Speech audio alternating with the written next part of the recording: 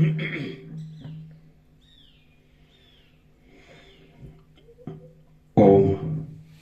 ओम ओम।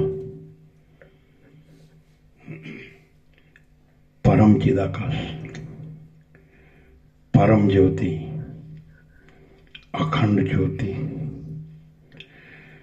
महाचिदाकाश, स्वयं प्रकाश, संपूर्ण प्रकाश, पूर्ण ब्रह्म, अनंत तेजघन, अनंत चिदघन, परमाकाश, केवल अनंत शुद्ध तेजघन, परमाकाश, अखिलात्मा, पूर्ण ब्रह्म, परमात्मा, परम चिदाकाश, परम ज्योति, अखंड ज्योति, अनंत पूर्ण परम चिदाकाश, परम शांति, स्वयं सिद्ध, स्वयं प्रकाश, स्वयं पूर्ण, स्वस्वरूप, यही सब कुछ है, इसके सिवा कुछ नहीं है।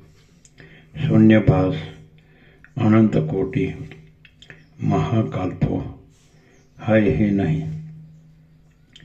महाचिदाकाश, स्वयं प्रकाश, संपूर्ण प्रकाश, महाचिदाकाश ज्योति,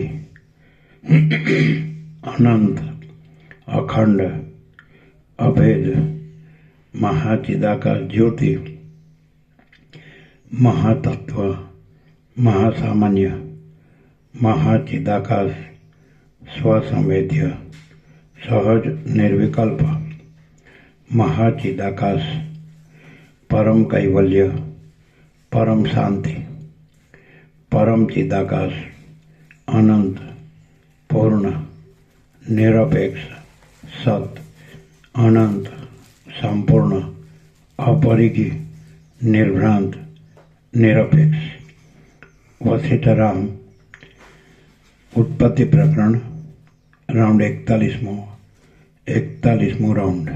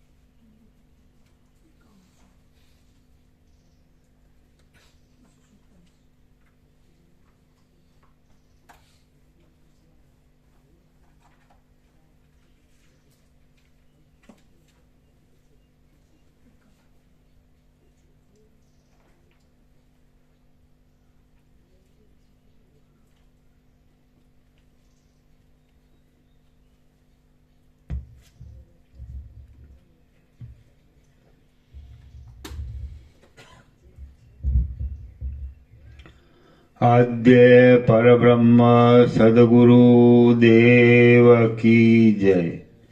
ओम श्री परमात्मने नमः। सद्ग्रंथों शिरोमणि श्री योग वासिष्ठ महारामायण उत्पत्ति प्रकरण સર્ગ 51મો, પેજ નંબર 247, પેજ નંબર 247, સર્ગ 51મો. રાજા વિનાના દેશની ભયાકુળ દશા અને પુનઃ સ્વસ્થતા. આ સર્ગમાં વિદુરથ રાજાનો વધ થવાથી દેશને ભય તથા સિંધુ રાજા ગાદીએ બેઠો તેથી પાછી દેશમાં સ્વસ્થતા થઈ તેનું વર્ણન લખ્યું છે. વશિષ્ઠ બોલ્યા, રણસંગ્રામમાં શત્રુ સિંધુ રાજાએ વિદુરથ રાજાને હણી નાખ્યો છે. એ પ્રમાણે શબ્દ ઉત્પન્ન થયો એટલે તે દેશ ભયથી વ્યાકુળ થઈ રહ્યો. તે દેશ પાત્ર અને સાધન સામગ્રીઓથી યુક્ત હતો. તેથી અંદર ગાડાનો સમૂહ દોડતો હતો. ચીસો પાડતી અને દુઃખી થતી સ્ત્રીઓથી તે ભરપૂર હતો. નગરના મનુષ્યો દોડતા હતા, તેથી તેમાં પ્રવેશ થવો દુર્લભ હતો. નાસી જતા અને રાડો પાડતા સ્ત્રીઓના ટોળાને નીચ લોકો માર્ગમાંથી પકડી જતા હતા અને એકબીજાને દુઃખ દેવાને વ્યગ્ર થયેલા લોકથી મહાભય ઉત્પન્ન થયો હતો. શત્રુના દેશના મનુષ્યો પોતાનો જય થવાથી તે દેશમાં તાંડવ કરતા હતા અને આનંદના શબ્દો બોલતા હતા. હાથી અને ઘોડા પર બેઠેલા વીર લોકો તે ઉપરથી નીચે પડતા હતા.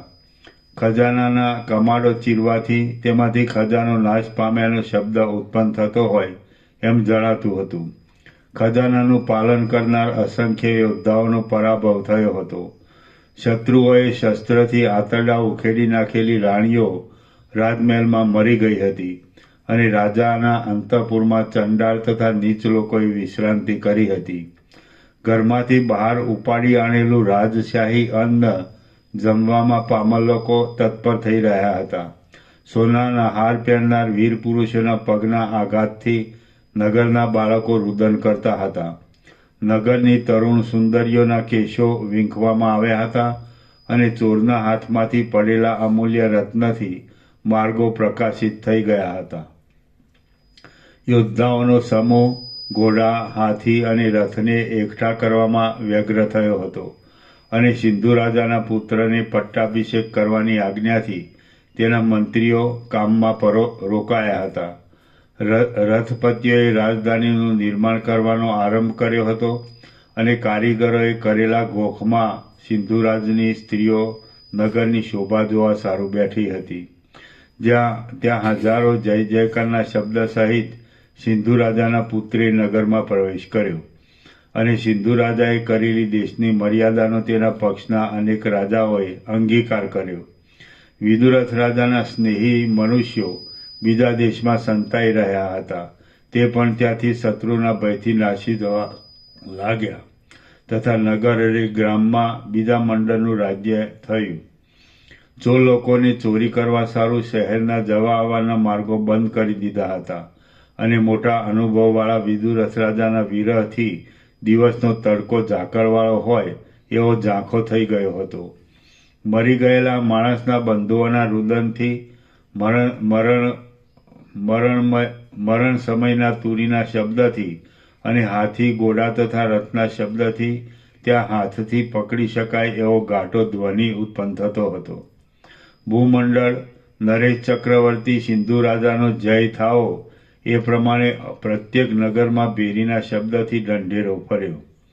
પછી યુગને અંતે જેમ પ્રજા ઉત્પન્ન કરવા સારું મનુ જગતમાં પ્રવેશ કરે તેમ ઊંચી ખાંદવાળા સિંધુ રાજાએ રાજધાનીમાં પ્રવેશ કર્યો. ત્યાં જેમ સમુદ્રમાં રત્નના પૂર આવે તેમ દશે દિશામાંથી હાથી અને ઘોડાના આકારથી સિંધુ રાજાના નગરમાં કરવેરા ભરાવા લાગ્યા. સર્વ દિશામાં અને પ્રત્યેક દેશમાં સિંધુ રાજાના મંત્રીએ મર્યાદા બાંધી તથા સિંધુ રાજાના ચિહ્નો સ્થાપન કર્યા. જીવિતમાં અને મરણમાં જેમ યમરાજાથી નિયમ થાય છે તેમ પ્રત્યેક દેશમાં તથા નગરમાં થોડા વખતમાં નિયમ બંધાઈ ગયા. પવન શાંત થવાથી જેમ ધૂળ અને ખડ વગેરે ઉડતા બંધ થઈ શાંતિ થાય છે તેમ સિંધુ રાજા ગાદીપતિ થયા પછી સઘળો ઉપદ્રવ શાંત થઈ ગયો. ક્ષોભ પામેલો ક્ષીર સમુદ્ર જેમ મંદરાચલ પર્વત બહાર નીકળવાથી સૌમ્ય થાય છે તેમ તે દસે દિશાવાળો દેશ સૌમ્યપણાને પામી ગયો. ત્યાં સિંધુ રાજાના દેશની સ્ત્રીઓના મુખ કમળ ઉપર ભ્રમરની પેઠે રહેલા કેશને ચલાયમાન કરનારા તથા પરસેવાના જળબિંદુઓને આમ તેમ ઉડાડવામાં આકુળ થયેલા પવનો ત્યાં પોતાની સુગંધી વડે દેશમાંથી દુર્ગંધી વગેરે દુર્ગુણોને ક્ષણ માત્રામાં નષ્ટ કરતા હોય તેમ વાવા લાગ્યા. શ્રી યોગ વાસિષ્ઠ મહારામાયણમાં ઉત્પત્તિ પ્રકરણનો લીલાના આખ્યાન સંબંધી સિંધુ રાષ્ટ્ર વર્ણન નામનો સર્ગ 51મો સમાપ્ત. સર્ગ 52મો. વિદુરથ રાજાનું મરણ, સંસારનું મિથ્યાપણું તથા લીલાનું વાસનાપણું. આ 52મા સર્ગમાં રાજાનું મરણ, સંસારનું મિથ્યાપણું તથા તે નગરમાં રહેલી લીલાદેવીના વાસનાપણાનું વર્ણન કરેલું છે. વશિષ્ઠ બોલ્યા, હે રામ, એટલા સમયમાં પોતાની સન્મુખ રહેલા પોતાના પતિને કેવળ શ્વાસ માત્ર લેતો અને મૂર્છામાં રહેલો જોઈને લીલાદેવીએ સરસ્વતીને કહ્યું, હે અંબિકા, મારો પતિ દેહત્યાગ કરવા તત્પર થયો છે. સરસ્વતી બોલ્યા, હે લીલા, આ પ્રમાણે આખા દેશનો સંભ્રમ કરનાર સંગ્રામ ઉત્પન્ન થયો અને પાછો બંધ પણ થયો, તો પણ વિચિત્ર રીતે આરંભાયેલા આ દેશનો અથવા આ પૃથ્વીનો કાંઈ પણ નાશ થયો નથી, તેમ સ્થિતિ પણ રહી નથી, કેમ કે આખું જગત સ્વપ્નાત્મક છે. હે નિર્દોષ લીલા, આ આખો દેશ તારા પતિના જીવના સબાકાશમાં તે પ્રથમ જોયેલા મંડપમાં વિંધ્યાદિ ગ્રામમાં વશિષ્ઠ નામના બ્રાહ્મણને ઘેર અંતઃપુરમાં રહ્યો છે. સબગૃહરૂપી જગત વશિષ્ઠ નામના બ્રાહ્મણને ઘેર રહેલું છે અને તેની કુખમાં આ આખું જગત રહેલું છે. એ પ્રમાણે આ ત્રણ જગતરૂપ મોટો આરંભ ભ્રમરૂપ છે. હે નિર્દોષ લીલા, આ આખો દેશ તારા પતિના જીવના સબાકાશમાં તે પ્રથમ જોયેલા મંડપમાં વિંધ્યાદ્રી ગામમાં વશિષ્ઠ નામના બ્રાહ્મણને ઘેર અંતઃપુરમાં રહ્યો છે. સબગૃહરૂપી જગત વશિષ્ઠ નામના બ્રાહ્મણને ઘેર રહેલું છે અને તેની કુખમાં આ આખું જગત રહેલું છે. એ પ્રમાણે આ ત્રણ જગતરૂપ મોટો આરંભ ભ્રમરૂપ છે. પહાડી ગામરૂપી દેહના મધ્યમાં આકાશરૂપી કોષમાં તારાથી મારાથી આ બીજી લીલાથી તથા તારા પતિથી યુક્ત એવી આ સમુદ્ર પર્યંતની પૃથ્વી રહેલી છે. આત્મા કોઈ સમયે વ્યર્થ પ્રકાશ પામે છે અને કોઈ સમયે પ્રકાશ પામતો નથી, અને જેનો કોઈ દિવસ નાશ થતો નથી તેમ ઉત્પત્તિ પણ નથી, તે જ પરમ પદ છે એમ તું સમજ. પોતાની મેળે પ્રકાશ પામતું શાંત પર તથા અનામય એવું તે પદ તે મંડપરૂપી ઘરમાં પોતાના ચૈતન્ય માત્ર સ્વભાવથી આત્માને વિશે પ્રકાશ પામે છે. આ પ્રમાણે આરંભમાં ગંધરૂપ એવા તે મંડપની વચ્ચે પણ શૂન્ય આકાશ રહેલું છે. તેમાં જગતની પ્રતીતિ થતી નથી અને જે પ્રતીતિ થાય છે તે ભ્રમરૂપ છે. બ્રહ્મનો કોઈ પણ દ્રષ્ટા નથી, તો બ્રહ્મમાં બ્રહ્મતા કેમ ઘટે? માટે બ્રહ્મની સત્તા છે જ નહીં, અને જે છે તે જન્મરહિત ઉત્તમ પદ છે. વળી ભ્રમ અદ્રશ્ય તથા અસત્ય છે, તેનો દ્રષ્ટા અને દ્રશ્યપણાનો સંભવ નથી. આમ દ્રષ્ટા અને દ્રશ્યપણું ન હોવાથી કેવળ અદ્વૈતપણું જ છે. નાશ અને ઉત્પત્તિ રહિત જે સ્થાનક છે તે પરમપદ કહેવાય છે, અને તે સ્વયં પ્રકાશ, શાંત, આદિ તથા અનામય છે એમ જાણ. મંડપરૂપી ઘરમાં સર્વ લોકો પોતપોતાના વ્યવહારને અનુકૂળ એવી વ્યવસ્થાથી ચૈતન્યરૂપ આત્માને વિશે વિહાર કરે છે, પણ તેમાં જગતનો અથવા તૃષ્ટિનો કાંઈ પણ અનુભવ થતો નથી. છતાં અજ્ઞાની માણસે અહંકારના સાક્ષીભૂત ચૈતન્ય આકાશને જ જગત રૂપે માનેલું છે. સ્વપ્ન અવસ્થામાં મોટું નગર જોવામાં આવે છે, તે જેમ ખોટું હોય છે, તેમ મેરુ પર્વત અને ગિરિજાળ રૂપી જગતની જે પ્રતીતિ છે તે સર્વ ખોટી છે. સર્વ લોકો કંઠથી હૃદય સુધીના ભાગમાં સ્વપ્નાને વિશે પર્વતમાળાઓથી ભરેલા અને વજ્રના સારરૂપ એવા લાખો જગતોનો આકાશ જુએ છે. તે જ પ્રમાણે એક અણુને વિશે પણ કેળના પડની પેઠે ઘણા જગત હોવાનો સંભવ છે. સ્વપ્નના નગરની જેમ ચૈતન્યરૂપ અણુમાં 3 જગત રહેલા છે અને તેની વચ્ચે પણ ચૈતન્યરૂપ અણુ છે. વળી તે એક એક અણુને વિશે પણ એક એક જગત રહેલું છે. હવે હે શુભા, તે જગતોમાંના જે જગતમાં આ પદ્મરાજા સબરૂપે રહેલ છે તેમાં તારી પૂર્વની શોક એવી આ બીજી લીલાદેવી પ્રાપ્ત થઈ છે. જે સમયે આ લીલાદેવી તારી પાસે મૂર્છા પામી ગઈ તે જ સમયે તે પોતાના પતિ પદ્મરાજાના શબની પાસે જઈને ઊભી. લીલા બોલી, હે દેવી, તે દેહધારી લીલાદેવી ત્યાં કેમ કરીને ગઈ? શોકના ભાવને ધારણ કરીને ત્યાં કેવી રીતે રહી? પદ્મરાજાના ઉત્તમ ઘરમાં રહેનારા મનુષ્યો તેનું રૂપ કેવું જુએ છે તથા તેને માટે શું બોલે છે, આ વિશે તમે મને ટૂંકમાં કહો. સરસ્વતી બોલ્યા, હે લીલા, તમે જે પ્રશ્ન કર્યો તેનો હું ટૂંકમાં ઉત્તર આપું છું તે સાંભળો. તે લીલાદેવી તથા તારો પતિ પદ્મરાજા દેખાવમાં દુર્દશા ભરેલા એવા પોતાના નિર્ણાયક વૃત્તાંતને તેમજ વિસ્તરેલી એવી આ જગતરૂપ ભ્રાંતિને તે શબના આશ્રયરૂપ ઘરને વિશે જુએ છે. આ જે યુદ્ધ થયું છે તે પણ ભ્રાંતિરૂપ છે. આ લીલાદેવી પણ ભ્રાંતિરૂપ છે. આ મનુષ્ય છે તે પણ જન્માદિ વિકાર રહિત છે. આ મરણ છે તે પણ ભ્રાંતિમૂલક છે. આ આખો સંસાર ભ્રાંતિરૂપ છે. હે સુંદરાંગી, આ બ્રહ્મના ક્રમથી લીલાદેવી તેની સ્ત્રી છે. હે વરારોહા, એ જ ક્રમે તું પણ સ્વપ્ન માત્રની તેની સ્ત્રી છે. હે વારાંગના, જે પ્રમાણે તમે બંને તેની સ્વપ્નરૂપી સ્ત્રી છો તે જ પ્રમાણે આ તમારો પતિ પણ સ્વપ્નરૂપ છે અને હું પણ તેવી જ છું. આ જગતની શોભા પણ તે પ્રમાણે સ્વપ્નરૂપ છે. તે જગત દ્રશ્ય કહેવાય છે, પણ સંપૂર્ણ જ્ઞાન થયા પછી તે દ્રશ્ય શબ્દના અર્થનો ત્યાગ કરે છે.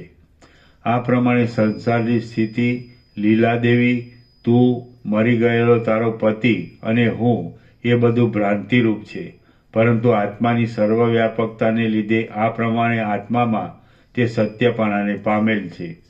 એ પ્રમાણે મહાચિદગણના સર્વાત્મકપણાથી આ રાજા અને આપણે એકબીજાની પ્રેરણાથી અહીં રહેલા છીએ.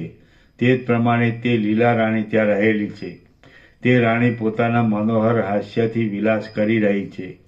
લીલાથી તેનું મુખ ચપળ છે અને નવયૌવનથી તે શોભી રહી છે.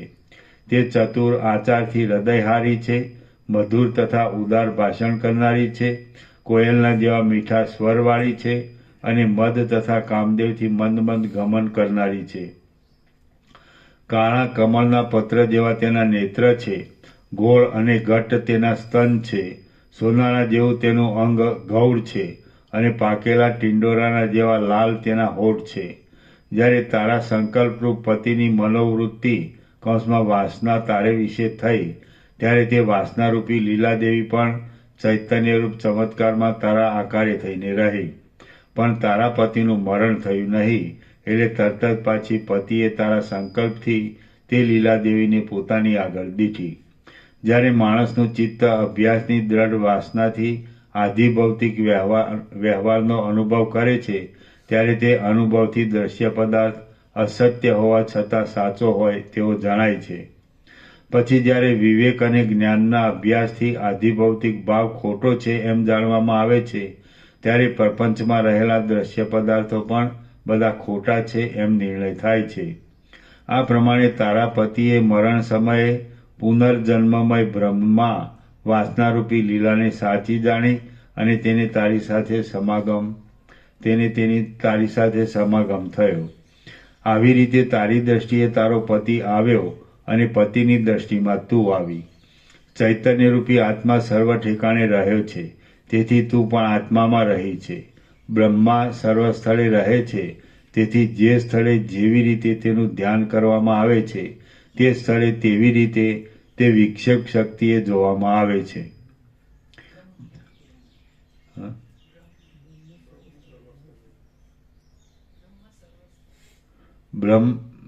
તેમજ સર્વ ઠેકાણે હા હા. બ્રહ્મ સર્વ સ્થળે રહે છે, તેથી જે સ્થળે જેવી રીતે તેનું ધ્યાન કરવામાં આવે છે તે સ્થળે તેવી રીતે તે વિક્ષેપ શક્તિએ જોવામાં આવે છે. તેમાં સર્વ ઠેકાણે સર્વ પ્રકારની શક્તિ રહી છે, તેથી જે ઠેકાણે જેવી શક્તિનો આવિર્ભાવ કરવામાં આવે છે તે ઠેકાણે તેવી શક્તિ દ્રઢ અભિનિવેશરૂપી વાસનાના કારણથી રહે છે. આ પ્રમાણે તે બંને દંપતી જે ક્ષણે મોહથી મરણ થાય તેવી મૂર્છાની સ્થિતિમાં હતા તે ક્ષણે તેમને વાસનાનું જ્ઞાન થયું અને તેમને પોતાની કલ્પનાથી એવો અનુભવ થયો કે આપણા બંનેના આ બે પિતા છે તથા આ બે માતા છે. આ આપણો દેશ છે, આ આપણું ધન છે અને આપણે પૂર્વે આવી જાતનું કર્મ કર્યું છે. આપણા બેનો વિવાહ થયો તેથી આપણે એકપણાને પામ્યા. આમ થતાં તેમનો આ જનસમૂહ સાચો છે એવી પ્રતીતિ થઈ. હવે સ્વપ્નમાં જોવામાં આવે છે તેમ તે બધું તેને પ્રત્યક્ષ જોવામાં આવ્યું. પછી લીલાએ ભાવથી મારી પૂજા કરીને માગ્યું કે હું વિધવા ન થાઉં એવું વરદાન આપો. મેં પણ તેને એ વરદાન આપ્યું, એટલે જ તે પતિની પહેલાં મરણ પામી. તમે બધા ચૈતન્યના અંશરૂપ છો. હું ચૈતન્યના ધર્મવાળી છું, કુળદેવી છું, સદા પૂજા કરવા યોગ્ય છું અને મારી મેળે બધું કરું છું. પછી પ્રાણવાયુને ધારણ કરનારો તથા મન વડે ચલાયમાન થયેલો લીલાદેવીનો તે જીવ તેના દેહમાંથી મુખના અગ્રભાગ પાસેથી બહાર નીકળ્યો. હવે મરણની મૂર્છાને અંતે તે જ ઘરમાં લીલાદેવીએ પોતાની બુદ્ધિથી સંકલ્પ કરેલા આકાશમાં પોતાનો દેહ દીઠો. પછી હરિણના જેવા નેત્રવાળી ચંદ્રબિંબના જેવી મુખ શોભાવાળી માનવતી, પતિને સુખ આપનારી, પતિ પાસેથી સુખ ભોગવવાની ઈચ્છાવાળી, મનોહર મુખવાળી અને સૂર્યના કિરણથી ઉદય પામેલી કમલિનીના જેવી તે લીલાદેવી પૂર્વદેહનું સ્મરણ થવાથી પદ્મરાજાના બ્રહ્માંડ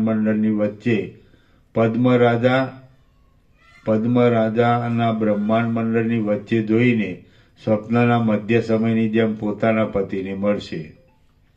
શ્રી યોગ વાસિષ્ઠ મહારામાયણમાં ઉત્પત્તિ પ્રકરણનો લીલાના આખ્યાન સંબંધી પ્રતિભા વર્ણન નામનો સર્ગ 52મો સમાપ્ત. સર્ગ 53મો લીલાનો માર્ગ, પતિની પ્રાપ્તિ અને અજ્ઞાનથી આકાશગમનમાં પ્રતિબંધ. આ 53મા સર્ગમાં લીલાનો ગતિ માર્ગ તથા તેને પતિની પ્રાપ્તિ થઈ તેનું અને અજ્ઞાનથી યોગસિદ્ધને આકાશમાર્ગને ગતિ નથી તેનું વર્ણન આવશે. વશિષ્ઠ બોલ્યા, આમ વરદાન પામેલી તે લીલાદેવી પોતાના વાસનારૂપ દેહથી પતિને મળવા માટે આકાશ માર્ગે નીચે બતાવેલા ભુવન પ્રત્યે જવા લાગી. આ પ્રમાણે સ્મરણથી દેહ પામવાથી તે આનંદમાં આવી ગઈ. તેનો કામદેવ જાગી ઉઠ્યો અને પક્ષીની પેઠે હલકા શરીરવાળી થઈને તે આકાશ માર્ગે ચાલવા માંડી. તેવામાં સરસ્વતીએ પ્રેરણા કરેલી અને પોતાના સંકલ્પરૂપી અરીસાથી જાણે આગળ ગયેલી હોય તેવી એક કુમારી પાસે તે આવી પહોંચી. કુમારી બોલી, હે સરસ્વતીની સખી, હે સુંદરી, તમે ભલે આવ્યા. હું તમારી દીકરી છું અને આકાશ માર્ગે તમારી વાટ જોઉં છું. લીલા બોલી, હે દેવી, હે કમળનયના, તમે મને મારા પતિની પાસે તેડી જાઓ. મોટાઓનું દર્શન કોઈ દિવસ નિષ્ફળ જતું નથી. વશિષ્ઠ બોલ્યા, ચાલો ત્યાં જઈએ. તેમ કહીને તે કુમારિકા માર્ગ દેખાડવા તત્પર થઈ અને તેની પાસે ઊભી રહી. જેમ પ્રાણી માત્રના નિર્મળ આકાશમાં તેની આગળ હાથની હથેળી વિધાતાએ કરેલી શુભ તથા અશુભના લક્ષણની રેખાને અનુસરે છે, તેમ લીલાદેવીએ તેને અનુસરવા માંડ્યું અને તે બ્રહ્માંડના છિદ્રરૂપ એવા આકાશમાં આવી.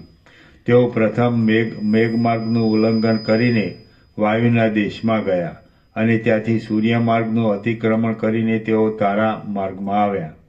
એ પ્રમાણે વાયુ, ઇન્દ્ર, દેવતાઓ, સિદ્ધલોક તથા બ્રહ્મા, વિષ્ણુ અને મહેશ્વરના લોકને ઓળંગીને તેઓ બ્રહ્માંડ ખરપરમાં પહોંચ્યા. જળનો કુંભ ભાગેલો ન હોય તો પણ તેમાંથી જેમ શીતળતા બહાર નીકળે છે તેમ સંકલ્પથી સિદ્ધ થયેલી તે લીલાદેવી બ્રહ્માંડની બહાર નીકળી ગઈ. એના નીચે તાંત છે. લીલાદેવી ક્યાંય પણ ગયા વિના સરસ્વતીની પાસે જ રહેલ છે અને ત્યાં પતિ પાસે જવાની મનથી જ કલ્પના કરી હોય એમ જણાય છે. એ પ્રમાણે પોતાના માત્ર ચિત્તરૂપી દેહવાળી તે લીલાદેવી સંકલ્પના સ્વભાવથી ઉત્પન્ન થયેલ દેશ વગેરેના નામનો અનુભવ કરવા લાગી. પછી બ્રહ્માદિ સ્થાનને ઓળંગીને અને બ્રહ્માંડ ખરપરમાં જઈને બ્રહ્માંડના પારને પામેલી એ લીલાદેવી જળ આદિ આવરણનું ઉલ્લંઘન કરી ગઈ. પછી ઘણા વેગે ચાલનાર ગરુડ પક્ષી પણ કરોડો કલ્પ સુધી જેનો પાર પામ્યા નથી એ ચિદાકાશમાં પહોંચી. પછી ઘણા વેગે ચાલનાર ગરુડ પક્ષી પણ કરોડો કલ્પ સુધી જેનો પાર પામ્યા નથી એ ચિદાકાશમાં પહોંચી. તે સ્થળે અસંખ્ય બ્રહ્માંડો રહેલા છે અને મોટા વનમાં જેમ ફળો એકબીજાના જોવામાં આવતા નથી તેમ તે બ્રહ્માંડો પણ એકબીજાના જોવામાં આવતા નથી. ઉપર કહેલા ઘણા આવરણને લીલાએ વીંધી નાખ્યા અને કીડો જેમ બોરમાં પ્રવેશ કરે તેમ તેણે આ બ્રહ્માંડમાંના એક બ્રહ્માંડમાં પ્રવેશ કર્યો. ત્યાં બ્રહ્મા, ઇન્દ્ર અને વિષ્ણુ ઇત્યાદિ દેવોના પ્રકાશવાળા લોકનું ઉલ્લંઘન કરીને લીલાદેવી આકાશમાર્ગની નીચે પદ્મરાજના મંડળને પ્રાપ્ત થઈ. ત્યાં આવીને નગરમાં તથા મંડપમાં બેઠી અને પુષ્પથી રક્ષિત થયેલા પોતાના પતિના શબની પાસે ઊભી. એટલી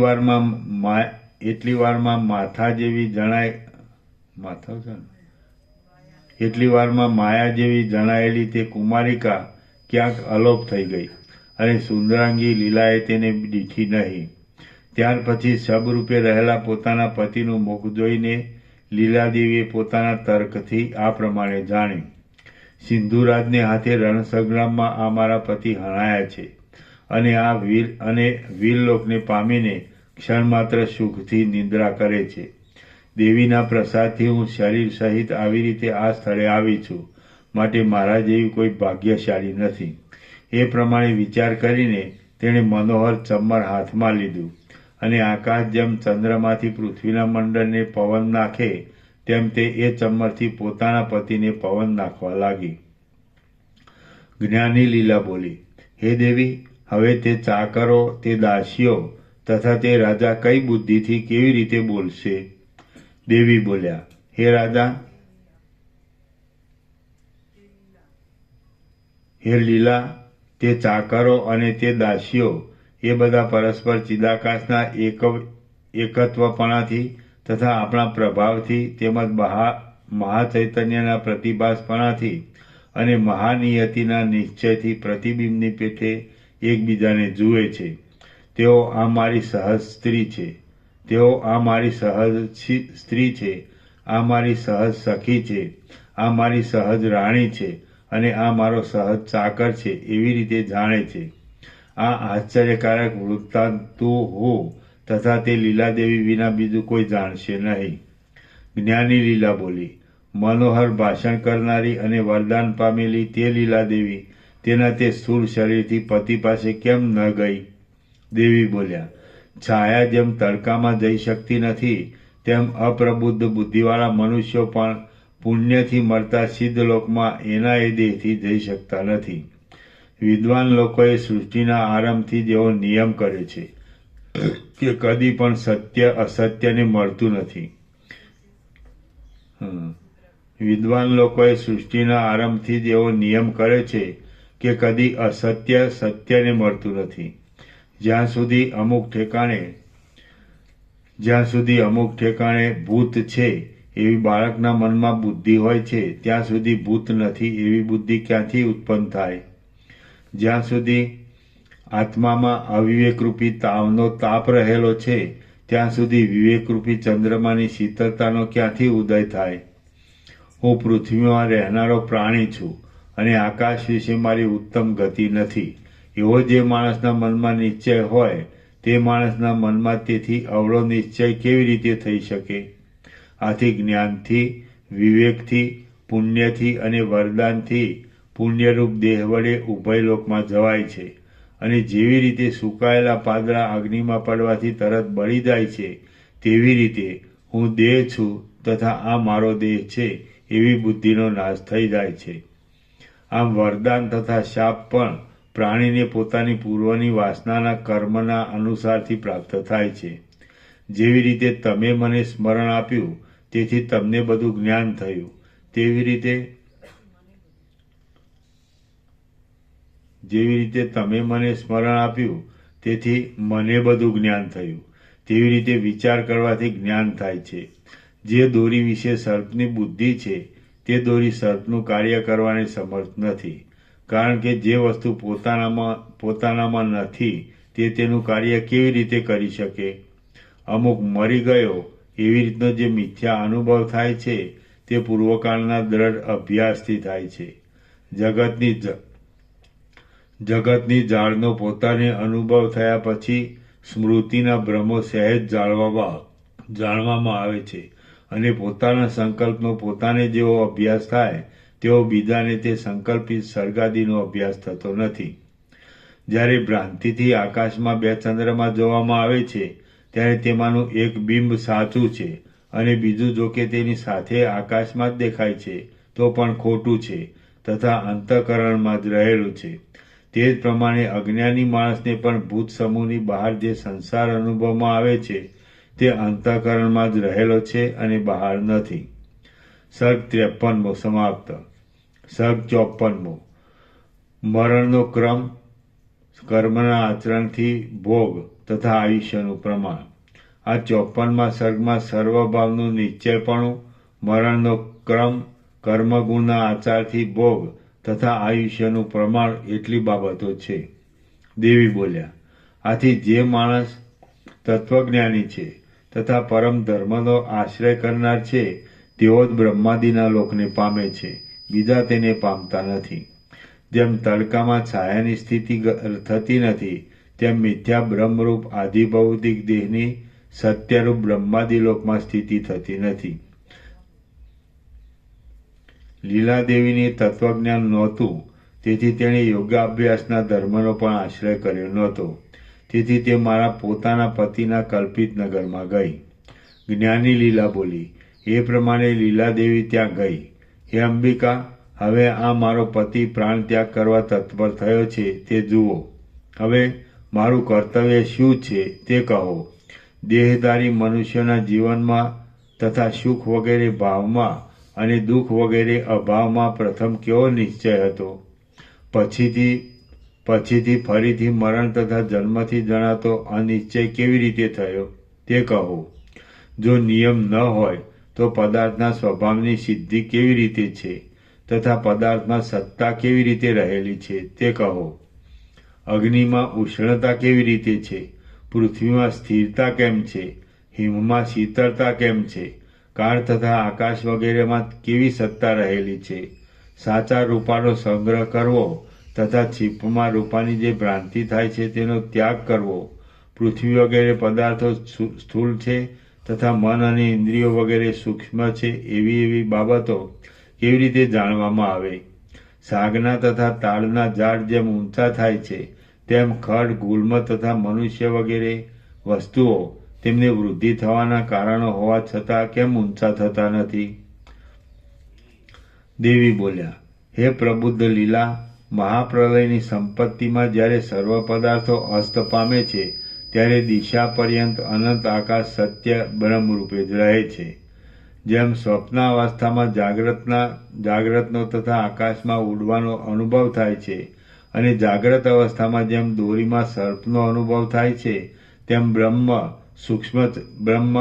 સૂક્ષ્મ ચૈતન્યથી વ્યાપ્ત હોવાથી હું સૂક્ષ્મ ભૂત છું એવો અનુભવ કરે છે. પછી તે સૂક્ષ્મ ભૂતરૂપી આત્મા પોતાની મેળે સ્થૂળપણાને પામે છે. આમ તે સ્થૂળપણું અસત્ય છતાં સત્યરૂપે જણાય છે અને તેને બ્રહ્માંડ કહે છે. તે બ્રહ્માંડમાં રહેલ બ્રહ્મા હું બ્રહ્મ છું એમ જાણે છે. તે જે મનોરાજ્ય કરે છે તેને જગત કહેવામાં આવે છે. તે જગતમાં પ્રથમની સૃષ્ટિમાં જે સ્થળે જેવી સંકલ્પની વૃત્તિઓ કરેલી છે તે સ્થળે તેવી વૃત્તિઓ આજ સુધી નિશ્ચળ રહેલી છે. જે વિચારો ચિત્તમાં સ્ફુરિત થાય છે તે બધું આત્માનું ચૈતન્ય છે.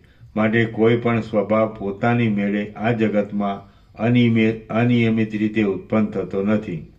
જેમ કનકના કુંડળ તથા કનકના કુંડળ તથા પિંડ વગેરે સર્વ આકારનો ત્યાગ કરીને સુવર્ણ રહેતું નથી, પણ તેમાં આકાર છે એમ માનવું પડે છે, તેમ વિશ્વરૂપી બ્રહ્મને વિશે પણ સર્વ વસ્તુઓ પ્રલય વખતે પણ હોય છે એમ માનવું જોઈએ. જેમ કનકના કુંડળ તથા પિંડ વગેરે સર્વ આકારનો ત્યાગ કરીને સુવર્ણ રહેતું નથી, પણ તેમાં આકાર છે એમ માનવું પડે છે, તેમ વિશ્વરૂપી બ્રહ્મને વિશે પણ સર્વ વસ્તુઓ પ્રલય વખતે પણ હોય છે એમ માનવું જોઈએ. તે કાંઈ પણ હોતું નથી એમ માની શકાય નહીં. સૃષ્ટિના આદિમાં હિમ તથા અગ્નિ વગેરે પદાર્થમાં શીતળતા, ઉષ્ણતા વગેરે જેવા સ્વભાવનો આવિર્ભાવ કરેલ છે, તેવા સ્વભાવ ચૈતન્યની સત્તાથી આજ સુધી રહેલા છે. માટે સત પદાર્થમાંથી પોતાની સત્તાનો ત્યાગ થવો ઘટતો નથી, અને ચૈતન્ય છે તેથી નિયતિનો પણ નાશ થતો નથી. સર્ગના આદિમાં આકાશનો પાર્થિવ રૂપે જે સ્થળે આવિર્ભાવ થયો છે, તે ઠેકાણેથી તે આજ સુધી જેવીની તેવી સ્થિતિમાં રહ્યો છે. જે સ્થળે જે ચૈતન્યનો આવિર્ભાવ થયો હોય છે, તે સ્થળેથી તે ચૈતન્ય પોતાની મેળે જ્ઞાનના અભ્યાસથી પ્રતિપક્ષી એવા ચૈતન્યના જ્ઞાન વિના ચલાયમાન થતું નથી. આ જે પ્રત્યક્ષ જગતનો અનુભવ થાય છે, તે જગત તો પ્રથમ ઉત્પન્ન થયેલું નથી, પણ સ્વપ્નમાં જોયેલી સ્ત્રી સાથેના સંભોગની પેઠે તે ચૈતન્યરૂપી આકાશનો જ આવિર્ભાવ થયો છે. આ પ્રકાશ પામતું જગત અસત્ય છે, છતાં સત્યની પેઠે જણાય છે, અને તે જ પ્રમાણે સ્વભાવ, સંપત્તિ તથા જીવન મરણનો અનુભવ ખોટો છે, છતાં સાચો જણાય છે. સૃષ્ટિના આરંભમાં ચૈતન્યના આવિર્ભાવની જે સંતતિ થયેલી તે આજ સુધી તેવીની તેવી રીતે રહેલી છે, અને તેને નિયતિ કહે છે. ચૈતન્યરૂપી આકાશને જ્યારે આકાશ થવાની ઈચ્છા થઈ, ત્યારે તે આકાશ રૂપે થયું, અને જ્યારે તેને કાળ રૂપે થવાની ઈચ્છા થઈ, ત્યારે તે કાળ રૂપે થયું. પુરુષ જેમ સ્વપ્નમાં જળને દેખે છે, તેમ ચૈતન્યરૂપી આકાશને જળ રૂપે થવાની ઈચ્છા થઈ, અને તે જળપણાને પામ્યું. આ પ્રમાણે ચિત્તની સત્તાથી સર્વ સ્થિતિ રહેલી છે, અને ચૈતન્યના ચમત્કારરૂપી ચાતુર્ય તે અસત્ય છતાં સત્ય રૂપે જોવામાં આવે છે. સ્વપ્નમાં સંકલ્પના ધ્યાનની પેઠે ચૈતન્ય પોતે આકાશપણું, જળપણું, પૃથ્વીપણું, અગ્નિપણું તથા વાયુપણું અસત્ય છે તો પણ તેને જુએ છે.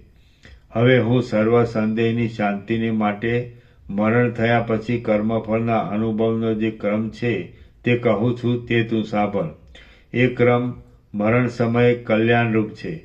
પ્રથમ સૃષ્ટિ થઈ ત્યારથી કળિયુગમાં 100 વર્ષનું, દ્વાપરમાં 200 વર્ષનું, ત્રેતામાં 300 વર્ષનું અને સતયુગમાં 400 વર્ષનું આયુષ્ય નિર્માણ કરવામાં આવ્યું છે. આવો નિયમ છે, પણ તે ન્યૂનાધિક થવાનું કારણ કહું છું, તે સાંભળ. દેશ, કાળ, ક્રિયા, દ્રવ્ય તથા પોતાના કર્મની શુદ્ધિ અને અશુદ્ધિ એ સર્વ માણસનું આયુષ્ય ઓછું થવામાં તેમજ વૃદ્ધિ થવામાં કારણભૂત છે. જ્યારે માણસો પોતામાં ધર્મકર્મો ઓછા કરે છે, ત્યારે તેમનું આયુષ્ય ઓછું થાય છે. જ્યારે તેઓ ધર્મકર્મો વધારે કરે છે, ત્યારે આયુષ્ય પણ વધે છે. તેઓ જ્યારે સમાન ધર્મકર્મ કરે છે, ત્યારે તેમનું આયુષ્ય પણ સમાન રહે છે. જો કોઈ માણસ પોતાનું બાળપણમાં મૃત્યુ થાય તેવા કર્મ કરે છે, તો તેનું બાળપણમાં મૃત્યુ થાય છે. તે જો યુવાવસ્થામાં મરણ થાય તેવા કર્મ કરે છે, તો તેનું યુવાવસ્થામાં મરણ થાય છે. અને તે જો વૃદ્ધપણામાં મરણ થાય તેવા કર્મ કરે છે, તો તેનું વૃદ્ધપણામાં મૃત્યુ થાય છે. જે માણસ શાસ્ત્રમાં લખ્યા પ્રમાણે પોતાના ધર્મનું આચરણ કરે છે, તે માણસ શાસ્ત્રમાં લખ્યા પ્રમાણે આયુષ્ય મેળવી શકે છે. આ પ્રમાણે જ્યારે કર્મ અનુસાર માણસને મરણનો સમય થાય છે, ત્યારે મર્મસ્થળનું છેદન થાય તેવી વેદના ઉત્પન્ન થાય છે. જ્ઞાની લીલા બોલી, હે ચંદ્રવદના દેવી, તમે મને ટૂંકામાં મરણની વાત કહો. મરણ સમયે કોને સુખ થાય, કોને દુઃખ થાય, અને મરી ગયા પછી શું થાય છે? દેવી બોલ્યા, દેહને અંતે મરણ સમયે આ 3 જાતના પુરુષની જુદી જુદી રીતિ છે. પહેલો મૂર્ખ, બીજો ધારણાભ્યાસી કૌંસમાં નાભી, હૃદય, કંઠ તથા ભ્રુકુટીની વચ્ચે બ્રહ્મરંધ્ર સુધી પ્રાણનો રોધ કરી યોગ ધારણાનો અભ્યાસ કરનાર યોગી તથા ત્રીજો યુક્તિમાન કૌંસમાં સ્વેચ્છાથી દેહ ત્યાગ કરીને પોતાના ઈચ્છિત પ્રદેશમાં જનારો યોગી. આમાંથી ધારણાભ્યાસી દેહ ત્યાગ કરતી વખતે ધારણાનો અભ્યાસ કરીને સુખથી દેહ ત્યાગ કરે છે અને યુક્તિમાન પુરુષ પણ ધારણાનો અભ્યાસ કર્યા વિના તેવી જ રીતે સુખથી દેહનો ત્યાગ કરે છે. પણ જે ધારણાભ્યાસી પણ નથી તેમ યુક્તિમાન પણ નથી તેઓ મૂર્ખ પોતાના મરણ સમયે પરવશપણાથી દુઃખ પામે છે. વાસનાના આવેશથી પરવશ થયેલો તથા વિષયમાં રમ્યા કરતા ચિત્તવાળો મૂર્ખ મનુષ્ય કપાઈ ગયેલા કમળની પેટે અત્યંત દીનતા પામે છે. તેની બુદ્ધિનો સંસ્કાર શાસ્ત્ર વિનાનો છે ને તે બુદ્ધિ દુષ્ટલોકને આધીન થઈ છે. આથી તે મૂર્ખને અગ્નિમાં પડવાથી જેવો દાહ થાય તેવો દાહ તેને મરણ સમયે થાય છે. તેનો કંઠ ઘોઘરો થઈ જાય છે અને તેના નેત્ર તથા શરીરનો વર્ણ બદલાઈ જાય છે. તેથી અવિવેકી આત્માવાળો તે મૂર્ખ દીન થઈ જાય છે. અંધપણાને લીધે તેને પ્રકાશ જોવામાં આવતો નથી. દિવસે પણ તારા ઉગ્યા હોય તેવી તેને ભ્રાંતિ થાય છે. તેને શરીર વાદળાવાળી દિશામાંના મંડળ જેવું થઈ જાય છે અને આકાશ કાળું થઈ ગયું હોય એમ તેને જણાય છે. તે મર્મસ્થળની વેદનાથી વ્યાપ્ત થઈ જાય છે. તેનું નેત્રમંડળ ભ્રષ્ટ થઈ જાય છે અને તેને પૃથ્વી આકાશના જેવી તથા આકાશ પૃથ્વીના જેવું જણાય છે.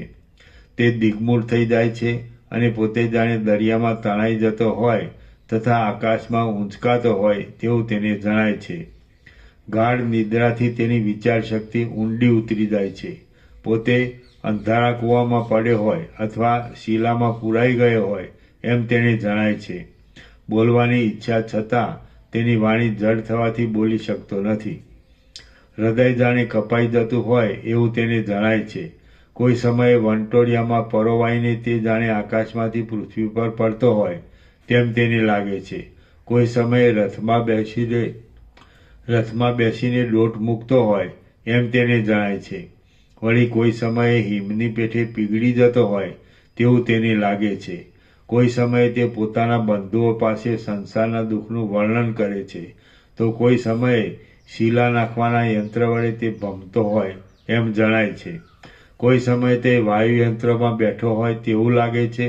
કોઈ સમયે ભ્રમી યંત્રમાં ભમતો હોય એમ જોવામાં આવે છે. કોઈ સમયે દોરીએ બંધાઈને ખેંચાતો હોય એમ જણાય છે. કોઈ સમયે પાણીના કુંડાળામાં પડ્યો હોય એવું જણાય છે અને કોઈ સમયે શસ્ત્ર યંત્રમાં પરોવાયો હોય એમ જણાય છે. કોઈ સમયે ખડની પેઠે પવનમાં ઉડતો હોય એમ જણાય છે અને મેઘ તથા વાયુમાં પાણીના પૂરની સાથે દરિયામાં પડતો હોય એમ જણાય છે. કોઈ સમયે અનંત આકાશના કોતરમાં જાણે વંટોળિયામાં ઘુમરડી ખાતો હોય તો કોઈ સમયે પૃથ્વીની અવળી દશાનો અનુભવ કરનાર સમુદ્રની પેઠે તે વારંવાર પડે છે તથા પાછા ઉછાળા મારે છે. શ્વાસોશ્વાસના ધ્વનિથી તેની સર્વ ઇન્દ્રિયોના છિદ્ર પૂરાઈ જાય છે. સૂર્યાસ્તને સમયે જેમ સર્વ દિશાનો પ્રકાશ ઝાંખો પડી જાય છે તેમ મરણ સમયે તેની સર્વ ઇન્દ્રિયો મલિન થઈ જાય છે. અર્થાત પોતપોતાના વિષયો ગ્રહણ કરી શકતી નથી. પશ્ચિમ દિશાની સંધ્યા થતી વેળાએ જેમ દ્રષ્ટિને પૂર્વાપરનું જ્ઞાન થતું નથી તેમ નબળી થયેલી તેની સ્મૃતિને પૂર્વાપરની ખબર પડતી નથી. મોહ થવાથી તેનું મન કલ્પના શક્તિથી રહિત થઈ જાય છે.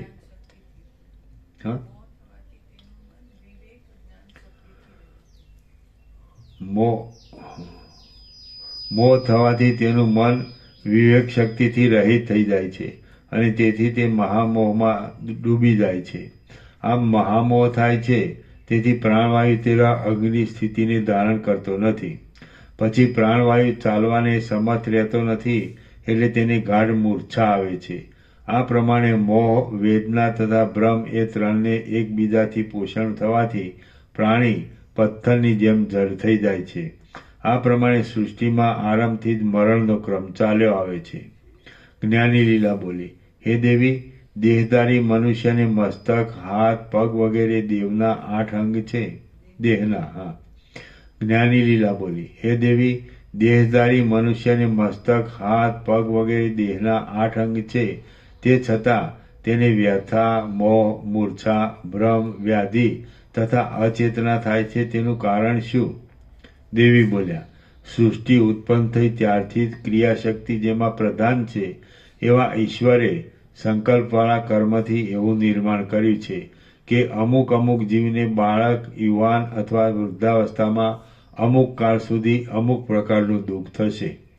આવું નિર્માણ કરવાથી સંકલ્પના સ્વભાવને લીધે ગુલ્મની પેઠે ચિત્તમાં ઉત્પન્ન થયેલા દુઃખને ઈશ્વર પોતે જીવ ભાવથી ઉપાધિમાં પ્રવેશ કરીને તે દુઃખ જીવની પાસે ભોગવાવે છે. આ સિવાય જીવને દુઃખ થવાનું બીજું કાંઈ પણ કારણ નથી. વ્યથાને લીધે શરીરની નાડીઓ સંકોચ પામે છે અને તેથી ખાધેલા અન્નપાનાદિ રસને તે વિષમપણાથી ગ્રહણ કરે છે. તે વખતે શરીરમાં રહેલો સમાન વાયુ રસને સમાન કરવાની પોતાની સ્થિતિનો ત્યાગ કરે છે. પછી નાડી દ્વારા શરીરમાં પ્રવેશ થયેલો વાયુ બહાર નીકળી શકતો નથી અને બહાર નીકળેલો વાયુ શરીરમાં પ્રવેશ કરી શકતો નથી. આ પ્રમાણે નાડીનો વ્યાપાર વિરામ પામે છે. એટલે ચક્ષુ વગેરે ઇન્દ્રિયો સ્થિર થઈ જાય છે અને અંતઃકરણમાં સ્મૃતિ માત્ર રહે છે તથા ઇન્દ્રિય જ્ઞાનનો નાશ થાય છે. આમ જ્યારે બહારનો પવન શરીરમાં આવતો નથી તથા શરીરની અંદરનો પવન બહાર નીકળતો નથી ત્યારે શરીરની નાડીઓ સ્તંભિત થઈ જાય છે અને પુરુષ મરી ગયો એમ કહેવાય છે. અમુક કાળમાં મારું મરણ થવાનું છે એવી પૂર્વકાળમાં સંકલ્પિત કરેલી નિયતિ મરણની પ્રેરણા કરે છે અને મારે અમુક રૂપે અમુક સ્થળે ઉત્પન્ન થવું છે એવી સંવિતની બીજ કળાનો કોઈ દિવસ નાશ થતો નથી. તેથી જગતની વ્યવસ્થાનો ભંગ થતો નથી. એ સંવિત એટલે ચૈતન્ય જ્ઞાનનો સ્વભાવ જાણવાનો છે. એ સંવિતનો સ્વભાવ જાણવાનો છે અને તે તેની સાથે જ રહેવાવાળો છે. માટે જન્મ તથા મરણ સ્વભાવ સંવિતથી જુદા નથી. જેવી રીતે નદીમાંનું જળ નિર્મળ હોય છે તથા કોઈ ઠેકાણે ડોળું હોય છે તેવી રીતે ચૈતન્ય નિર્મળ હોય છે અને જીવના ધર્મથી રાગદ્વેષે કરીને કોઈ સમયે ડોળું પણ હોય છે. જેવી રીતે મોટી લતામાં વચ્ચે વચ્ચે ગાંઠ હોય છે તેવી રીતે ચેતન સત્તારૂપી લતાની વચ્ચે પણ જન્મ અને મરણની ગાંઠ હોય છે. તે ચૈતન્ય પુરુષનું મરણ પણ થતું નથી, તેથી તેનો જન્મ પણ થતો નથી. એ તો સ્વપ્નના ભ્રમની પેઠે શાંતિ થાય, એ તો સ્વપ્નના ભ્રમની પેઠે ભ્રાંતિ થાય તેવી રીતે માત્ર જોવામાં આવે છે. ચેતન પુરુષનો કોઈ દિવસ ક્યાંય નાશ નથી. કદાપી પુરુષ ચેતનથી જુદો છે એમ માનીએ તો ચેતન વિના દેહ, પ્રાણ, ઇન્દ્રિયો વગેરેમાંથી પુરુષ કોણ તે કહો. કૌંસમાં દેહ વગેરેને પુરુષ નામ નથી અપાતું, માટે ચેતનથી પુરુષ જુદો નથી. કદાપી ચેતનનું મરણ થાય છે એમ માનીએ તો ચેતનનું મરણ થયું એમ જોનાર કોઈ સાક્ષી આજ સુધી નથી અને સાક્ષી વિનાનું મરણ પણ ઘટતું નથી. લાખો દેહ મરી ગયા તો પણ ચૈતન્ય એમને એમ અક્ષય રહેલું છે. જો ચૈતન્યનું મરણ માનીએ તો ચૈતન્ય એક જ છે અને તે પ્રત્યેક દેહમાં જુદું જુદું નથી. તેથી એકનું મરણ થવાથી સર્વનું મરણ થવું જોઈએ, પણ તેમ થતું નથી. માટે ચૈતન્ય અમર છે એમ સિદ્ધ થાય છે. જીવને વાસના માત્રની વિચિત્રતાનો જે અનુભવ થાય છે તેને જ જીવન તથા મરણ નામ આપવામાં આવ્યું છે. આવી રીતે વિચાર કરતા કોઈનો જન્મ થતો નથી, તેમ કોઈનું મરણ થતું નથી. માત્ર જીવ જ વાસનાના ફેરાના ખાડામાં આરોટ્યા કરે છે. જે જગત જોવામાં આવે છે તે ઉત્પન્ન જ થયું નથી, માટે વાસના છે જ નહીં એમ વિચાર કરવાથી જે નાશ થાય છે તે માત્ર અંતઃકરણના અભિમાની આત્માનો જ થાય છે. જે માણસ સંસારના ભયથી ગુરુ પાસેથી શ્રવણ વગેરેનો અભ્યાસ કરે છે અને આ જગત ભ્રાંતિરૂપ છે પણ વસ્તુતઃ ખરું નથી એમ સારી રીતે નિશ્ચય કરે છે તથા દ્વૈતની વાસનાને ટાળી નાખે છે તે મુક્ત થાય છે. અને એ રીતે મુક્ત થયેલો પુરુષ જ આ જગતમાં સાચી વસ્તુ છે. જે માણસ સંસારના ભયથી ગુરુ પાસેથી શ્રવણ વગેરેનો અભ્યાસ કરે છે અને આ જગત ભ્રાંતિરૂપ છે પણ વસ્તુતઃ ખરું નથી એમ સારી રીતે નિશ્ચય કરે છે તથા દ્વૈતની વાસનાને ટાળી નાખે છે તે મુક્ત થાય છે અને એ રીતે મુક્ત થયેલો પુરુષ જ આ જગતમાં સાચી વસ્તુ છે. શ્રી યોગ વાસિષ્ઠ મહારામાયણમાં ઉત્પત્તિ પ્રકરણનો લીલાના આખ્યાન સંબંધી અમૂલ્ય પ્રમાણ નામનો સર્ગ 54મો સમાપ્ત. સર્ગ 55મો જીવોની વિચિત્ર ગતિ. અમૂલ્ય પ્રમાણ શું આપ્યું? જે માણસ સંસારના ભયથી ગુરુ પાસેથી શ્રવણ વગેરેનો અભ્યાસ કરે છે અને આ જગત ભ્રાંતિરૂપ છે પણ વસ્તુતઃ ખરું નથી એમ સારી રીતે નિશ્ચય કરે છે તથા દ્વૈતની વાસનાને ટાળી નાખે છે તે મુક્ત થાય છે. એ રીતે મુક્ત થયેલો પુરુષ જ આ જગતમાં સાચી વસ્તુ છે.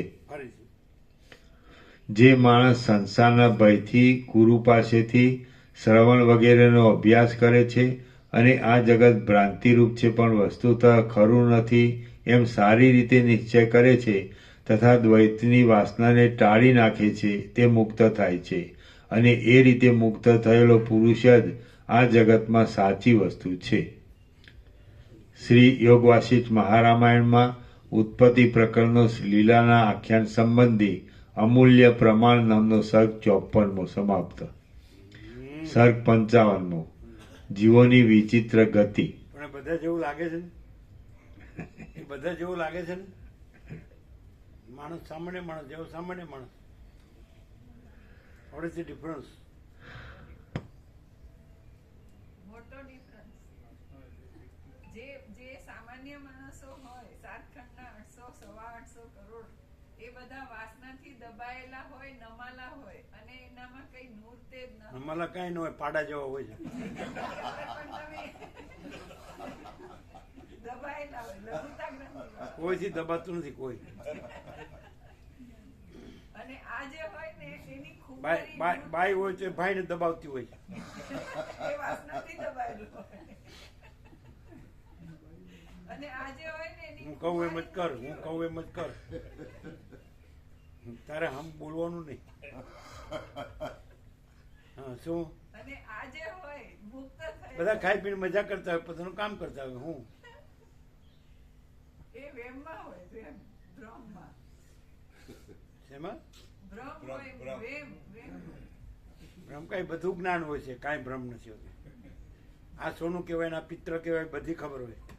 ખોટા નહીં. હા કે જો રામપ્રો મામપ્રો હા કે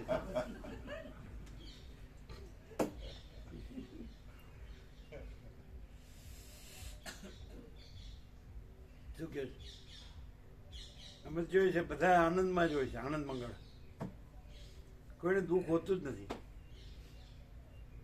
એ ભૌતિકનો આનંદ, ક્ષણિક આનંદ તો એક જ હોય, પછી ભૌતિકનો ને આધ્યાત્મિકનો ને એવો કઈ ભેદો ન હોય. આનંદ તો આનંદ જ છે. ડિફરન્સ શું? આ તો સરખું જ દેખાય. જે બધા માણસ સરખા જ દેખાય. શું મામા પ્રભુ? શું આનંદ પ્રભુ? એક ક્ષણિક હોય અને આ અખંડ આનંદ. એક ક્ષણિક જ હોય અને આ અખંડ આનંદ. ના ના, બધાને અખંડ જ છે ને. કોઈને ક્યાં દુઃખ છે? ક્યાં દુઃખ છે? એમાં રોમે રોમમાં ચૈતન્ય જ પ્રકાશતું હોય અને પેલામાં વાસના પ્રકાશતી હોય.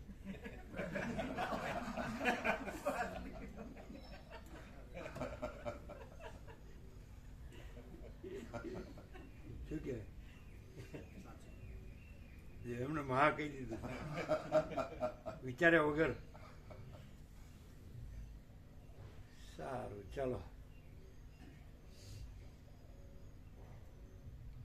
આમ ઓબ્વિયસ, આમ દેખીતું ગમે તે હોય, મૂર્ખ હોય ને તો એને દેખાય એ શું, એવું શું. આ અમૂલ્ય પ્રમાણ છે કે બસ એમાં પરમાત્મા જ હોય, બીજું કાંઈ ન હોય. પરબ્રહ્મ જ હોય, પરમ ચિદાકાશ જ હોય, મહાચિદાકાશ જ હોય, પરમાકાશ જ હોય, બીજું કાંઈ. એ દેખાય છે એ ન હોય. અને આ બધું દેખાય છે એ ન હોય, કાંઈ ન હોય. જેમ આકાશ છે તેમ બધું દેખાય છે, પણ આકાશ જ હોય ને આ બધું દેખાય છે એ આકાશમાં કાંઈ ન હોય. એમ ચિદાકાશ છે તેમાં બધું દેખાય છે, પણ ચિદાકાશ જ હોય, આ બધું કાંઈ ન હોય. એમ ચિદાકાશ જ હોય. તો એવું ગમે એવાને પણ અનુભવાય. એવું શું?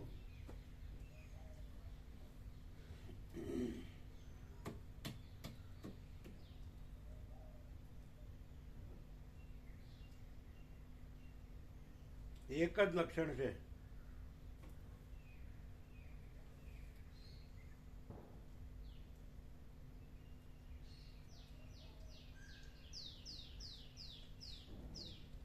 એમાં 24 કલાકમાં કયો અથવા અખંડ કયો, સદાય એમ કયો.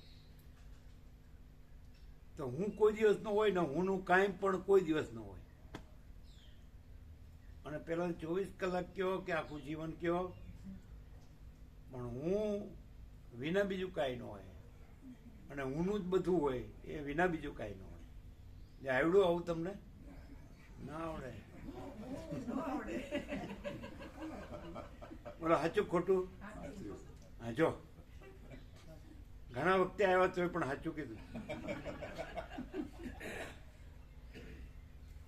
નથી. ઓબ્વિયસ દેખીતું. કોઈ માણસ એમ કે એવા માણસને જોવે કે ભાઈ આ માણસમાં શું છે, તો કે ચિદાકાશ જ છે, એનું હુંય નથી ને હુંનું કાંઈ નથી. નોંધવું હોય તો નોંધી લ્યો. શું કહે? હે?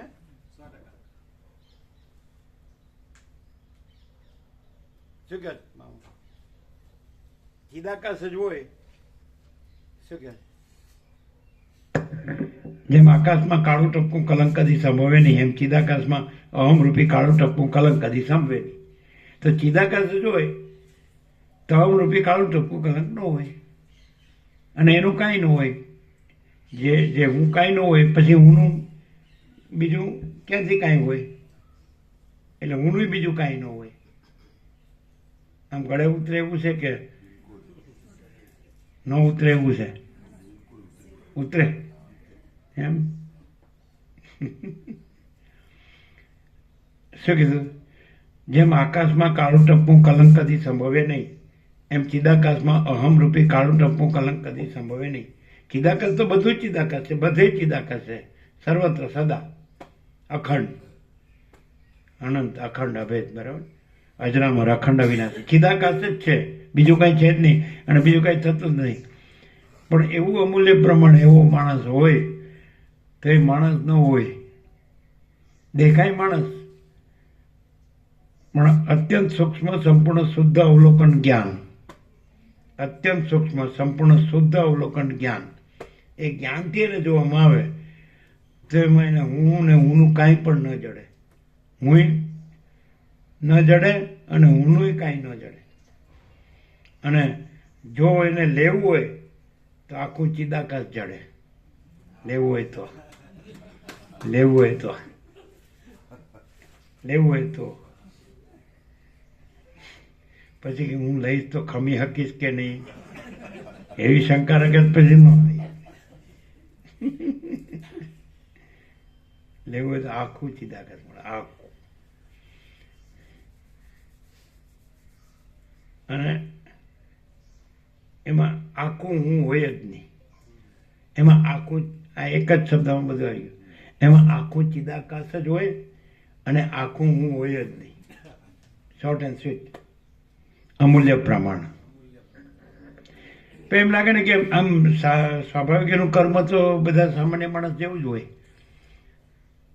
સૌ સ્નાન, આહાર, વિહાર, શયન, એમ જીવતો જાગતો, બોલતો ચાલતો, આવતો જતો. તો પછી કેવી રીતે ખબર પડે કે આમાં હું કાંઈ નથી ને હુંનું કાંઈ નથી, અને આખું ચિદાકાશ જ છે? એ કેવી રીતે ખબર પડે? આમ ઉઠતો બેસતો, બોલતો ચાલતો, જીવતો જાગતો, ખાતો પીતો, આવતો જતો, બધું કરતો દેખાય, તો પણ એમાં હું ને હુંનું કાંઈ ન દેખાય. અને તો પણ એમાં આખું ચિદાકાશ જ દેખાય. એ કેવી રીતે? એટલે જેની દેહ દ્રષ્ટિ હોય ને દસ્ત દ્રષ્ટિ હોય એને દેખાય કે આ સામાન્ય માણસ છે.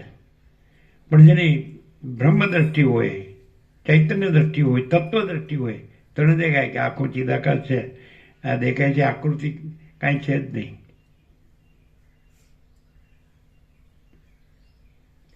બોલો, હજી એને વધારે ખુલ્લું કહી શકાય. એમાં આખું ચિદાકાશ હોય ને હું કાંઈ ન હોય તો ચિદાકાશ સાઈડથી પણ એને વ્યક્ત કરી શકાય અને હું કાંઈ ન હોય એ સાઈડથી પણ એને વ્યક્ત કરી શકાય. હું કાંઈ ન હોય, સમજાય? તો આ આખું દ્રશ્ય છે ને આકાશથી પૃથ્વી, અનંત કોટી મહાસૂર્યો, અનંત કોટી બ્રહ્માંડો, અનંત કોટી નામરૂપ, અનંત કોટી સૃષ્ટિ સ્થિતિ પ્રલય, અનંત કોટી વિવિધતા વિવિધતા, આ બધું છે ને અનંત કોટી જીવ જગત, દ્રષ્ટા દ્રશ્ય, સાક્ષી સાક્ષ્ય, ઈશ્વરથી લઈને તો એક મિટ્ટીની રજ સુધી, તણખલા સુધી કે કીડી સુધી આખું છે ને જે દ્રશ્ય, તો એ આખું ચિદાકાશ છે એ સાઈડનું પણ એક લક્ષણ છે અને આખું હું કાંઈ નથી એ સાઈડનું પણ એનું લક્ષણ છે. આખું ચિદાકાશ છે એનું લક્ષણ એ કે અનંત પ્રકાશ, અનંત આનંદ, અનંત શાંતિ. અને આખું હું કાંઈ નથી એનું લક્ષણ એ કે ઈશ્વરથી લઈને તે મિટ્ટીની રજ સુધી એનામાં કોઈ ઈચ્છા ન હોય. આ શાસ્ત્રોમાં નહીં મળે, ગુરુમાં ન મળે. બોલો, આમ ખબર પડે? આખું ચિદાકાશ જ હોય એનું લક્ષણ અનંત પ્રકાશ, અનંત આનંદ, અનંત શાંતિ જ હોય. અને આખું હું કાંઈ ન હોય અને આખા હુંનું કાંઈ ન હોય એની ખાતરી કે આખું ઈશ્વરથી માટીની રજ સુધીનું આખું દ્રશ્ય, એમાં બ્રહ્મ વિષ્ણુ મહેશ આવી ગયા, વિષ્ણુના અવતાર રામકૃષ્ણ દેખ્યા આવીને આવી ગયા, આખું વિરાટે આવી ગયું બધું. તો આખા દ્રશ્યમાં એની ક્યાંય પણ ક્યારેય પણ કોઈ પણ વસ્તુમાં જરાય ઈચ્છા ન હોય. મુદ્દા લેસ માત્ર રાજે. બોલો, ખબર પડે? ખાલી હાયા કરવું અજમણીઓ લાવવું ક્યાં પૈસા પડે? સાચું છે ખોટું? બે લક્ષણ આવી ગયા ને, બે સાઈડ છે અને નથી. આખું ચિદાકાશ છે, ચિદાકાશ જ છે, અનંત ભરપૂર, ઘન ઘટ ઘન પૂર્ણ, બરાબર, અખંડ. એનું લક્ષણ અનંત પ્રકાશ, અનંત આનંદ, અનંત શાંતિ. અને આખું દ્રશ્ય કાંઈ નથી એટલે હું કાંઈ નથી અને આખા દ્રશ્યની કોઈ પણ વસ્તુની ઈચ્છા કાંઈ નથી. ક્યાંય ક્યારે ધર્મૂળ મુદ્દલ લેશ માત્ર. ક્લિયર છે?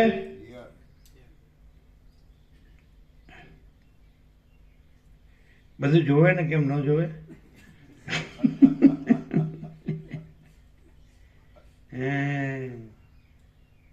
કાંઈ ન જોવે, બધું જ છે એને શું જોવે? અને કાંઈ નથી એનું શું જોવે? બધું જ છે એને શું જોવે અને કાંઈ નથી એનું શું જોવે? એને ને એનું. આપણે ગ્રામર આવડતું નથી. અનંત પાણીની આમ કરીને હે પાણીની જે હાઈએસ્ટ કહેવાય વ્યાકરણ શાસ્ત્રમાં, એવા અનંત પાણીની આમ ઓવારીને નાખી દેવા પડે એવું છે.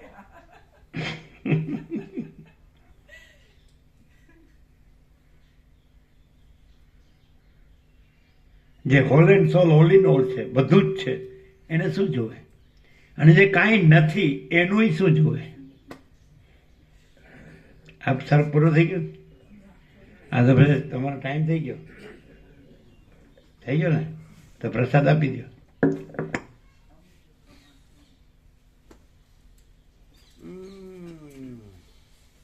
કેટલા પાના નંબર? 256 એટલે 246 હતા ને? 46 ને 56.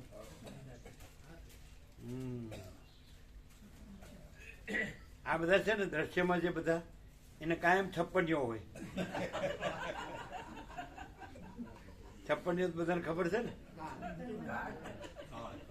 આ નથી ને આ નથી ને આ નથી ને આ નથી. અભાવ મટે નહીં, ઈચ્છા પૂરી થાય નહીં.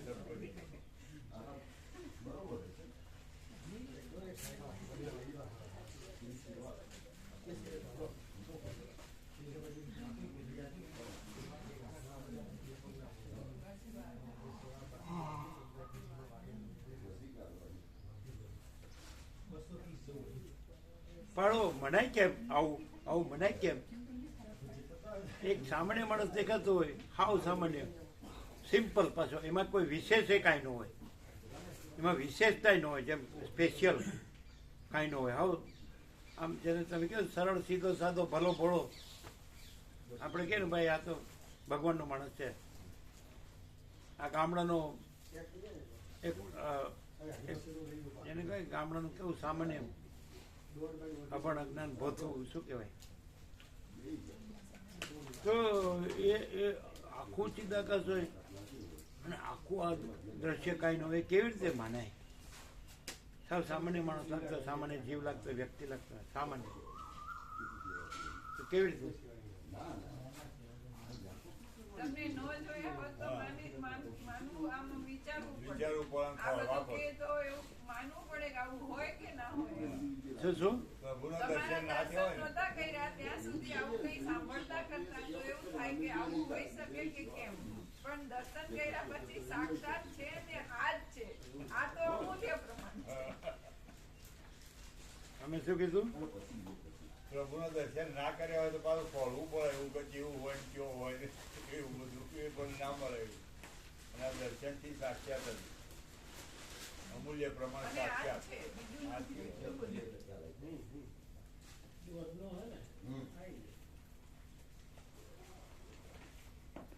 પ્રસાદ આપી દો, તમે લોકો લીધો?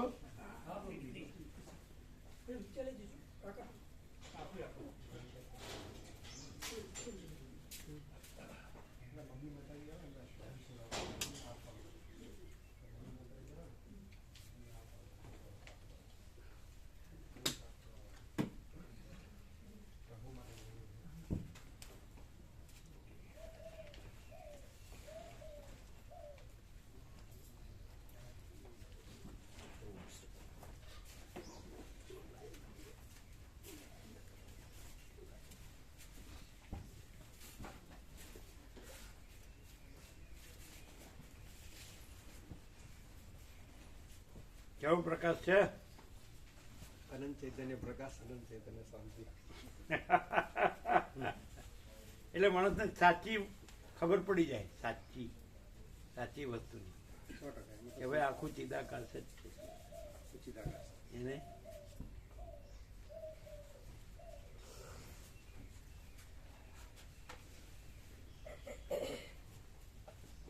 મામા પર વિશ્રામ થાય છે એમ? વહેલા ઉઠી ગયા હતા, હે? વહેલા ઉઠી ગયા હતા. બહુ સરસ. શું કીધું? બહુ સરસ મજા આવી. એમ? અહીંયા જો હતા. બધા ઓઢીને સુઈ ગયા હતા. અમે જોયા હતા, કીધું આ તો બહુ વહેલા ઉઠી ગયા. 9 વાગે તો હુઈ ગયા હતા. હો. હે? 9 વાગે તો હુઈ ગયા હતા. એમ? હો.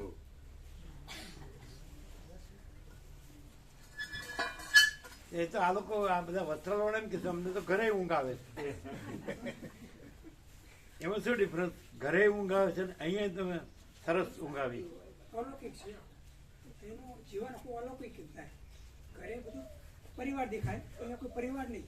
ભગવાનના ભાવ, બધો ભગવાનનો ભાવ, ભગવાન જ છે બધા. ત્યાં પરિવાર દેખાય. ભગવાન શારીરિક વિશ્રામ થાય. અહીંયા બધું ત્યાં ઘરે પરિવાર દેખાય, અહીંયા બધા ભગવાનનો ભાવ દેખાય. બધા ભગવાન જ છે એવી રીતે દેખાય. સરળ ઘરે ભગવાનનો શારીરિક ભાવ. વિશ્રામ થાય અને માનસિક વિશ્રામ થાય. માનસિક નહીં, પરમ ચિદાકાશ પરમ પદ પૂર્ણ વિશ્રામ. પૂર્ણ વિશ્રામ થાય.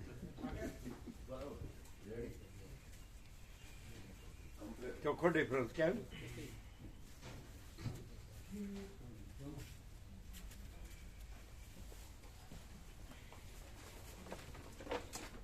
આ કોદર પ્રભુ કેમ છે? ઉદયપુર મળ્યા નથી. એને તકલીફ હતી ને, 2 દિવસથી મળ્યા નથી.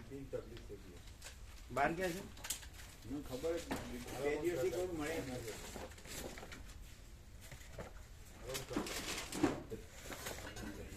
એને અને મને ખબર નથી બીપી ને બાવી કેવું છે. બીપી કેવું હતું ને, એટલે હવે આજે ખબર નહીં. બીપી કેવું હતું.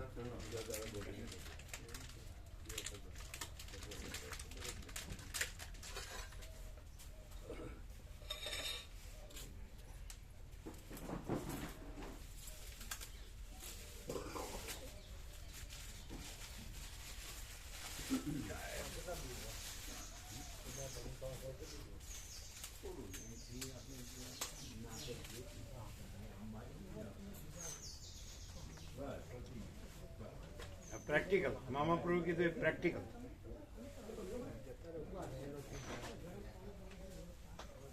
આ પેલા આવ્યા હતા ને, પેલા કોબાવાળા નતા આવ્યા, એમને આનું નામ સરસ રાખ્યું, દીના મા. એટલે એપ્રોપ્રિએટ અમને લાગ્યું એક્ઝેક્ટ.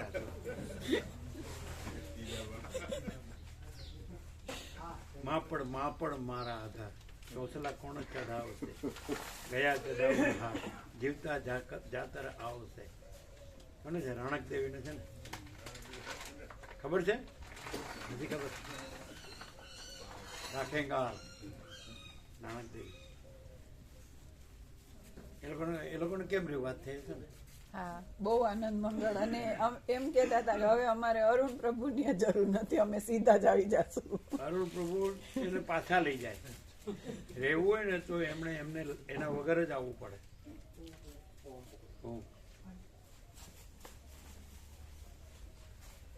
એ 2 જણ આવ્યા હતા કોબાથી અરુણ પ્રભુ જોડે. એટલે એ લોકો આવી જ જગ્યા શોધે. એટલે એ વિશે શું કીધું? તો બહુ ફર્યા છે, બધે રહ્યા છે, આબુ બાબુ બધે. તો શું કીધું? એમને એમ કીધું કે અહીંયા પૂર્ણતા છે અને શાંતિ છે, બીજે બધે કંઈક ને કંઈક હોય છે, એવું કીધું.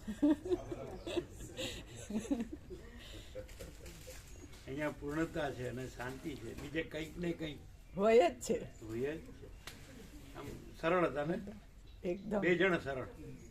અને બધો અનુભવ, બધે વિચરેલા ને રહેલા, આવું જ શોધે, આવી રીતે જ જીવે છે. કે અમારા ઘરમાં આશ્રમ જ છે, જ્યાં આવે એને આશ્રમ જ લાગે. એટલે કોબા શ્રીમદ રાજચંદ્ર જ્ઞાન મંદિરની જોડે જ એ લોકો રહે છે. આમ 4 વર્ષથી વાત થતી હતી, પણ આવ્યા કાલે. બીજું શું કે? એમને બહુ આનંદ હતો. બધે વિહાર કર્યો, પછી આમ બહુ, અને સેવાથી બધા સાથે મળીને સેવા કરતા હતા, એનો આનંદ હતો એમને. બધું સહજ લાગે ને. હમણાં મામા પ્રભુ બોલ્યા ને એ એક્ઝેક્ટ સાંભળ્યું ને. એટલે તમે એમ કહો એટલે વસ્ત્રાલવાળા એ બેહી જાય એવું માનશો નહીં.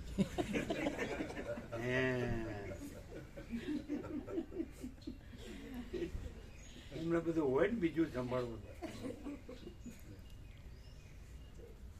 સારું, ચાલો.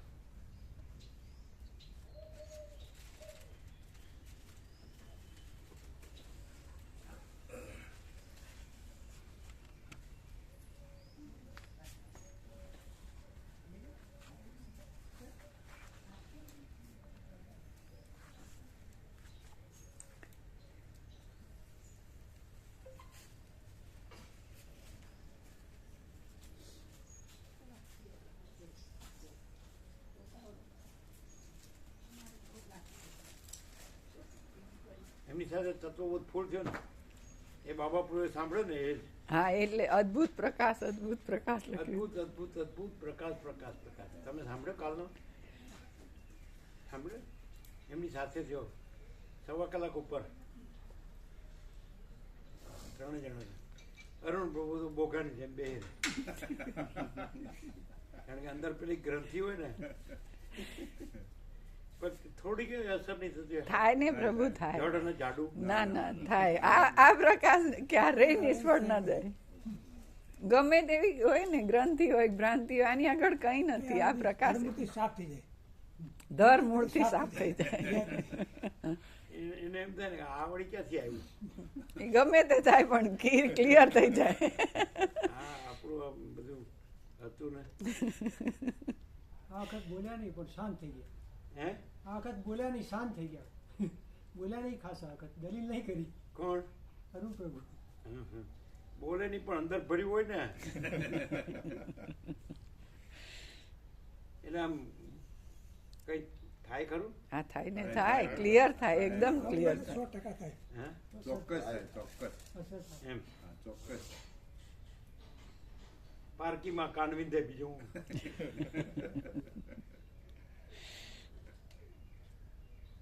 બાબા પ્રભુ તો અમર મળ્યા હતા ને એ દિવસ આયા ને હે મોકા પ્રભુ બાબા પ્રભુ એક દિવસ આવીને જતા ના રે હા. એ મને કી ગો પ્રભુ હું તો રહું છું હો એમ કહીને આવી ગયા. અમે તો કીધું ચો જાય છે તો જડ્યા જ નહીં.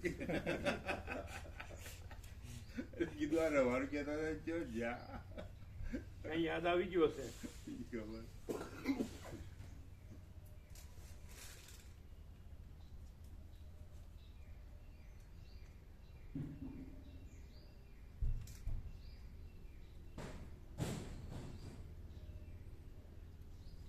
આ અમૂલ્ય પ્રમાણનો જે ઉઘાડ થયો પ્રકાશ એ ખબર પડે ને તો વાંચી જાવ તો.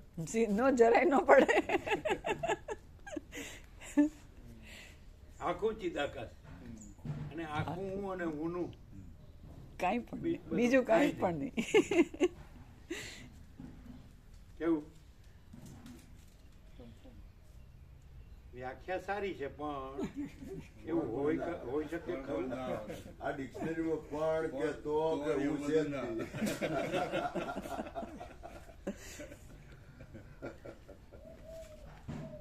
इधर ड्रॉप डालने का ये सब ले लेने का ना और वो सब बंद करना.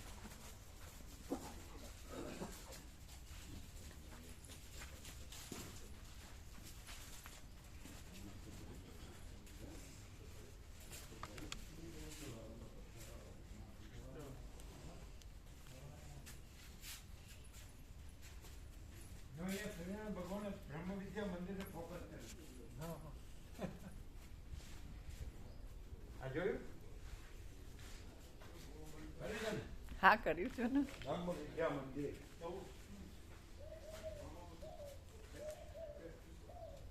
આને પણ ફોકસ કર્યું છે. બ્રહ્મ કૃપા હી કેવલ અનંત શુદ્ધ ચિદગન હી અનંત શુદ્ધ ચિદગન ચિદાકાશ એકી અદ્વિતીય અનાદિ અનંત. આને ફોકસ કરે. બ્રહ્મ કૃપા હી કેવલ માનવ મંગળ બધા તબિયત સારી?